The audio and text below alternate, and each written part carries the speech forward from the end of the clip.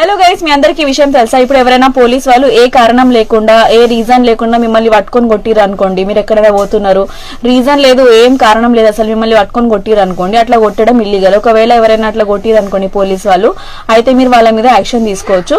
మీరు డైరెక్ట్ గా మీ దగ్గరలో ఉన్న పోలీస్ స్టేషన్ కి వెళ్లి కంప్లైంట్ చేయొచ్చు. ఒకవేళ అక్కడ కంప్లైంట్ తీసుకోలేదు అనుకోండి, అయితే మీరు మీ స్టేట్ లో ఉన్న డిప్యూటీ కమిషనర్ ఆఫ్ పోలీస్, లేదంటే సూపరింటెండెంట్ ఆఫ్ పోలీస్, లేదంటే కమిషనర్ ఆఫ్ పోలీస్ కి కూడా మీరు కంప్లైంట్ చేయొచ్చు.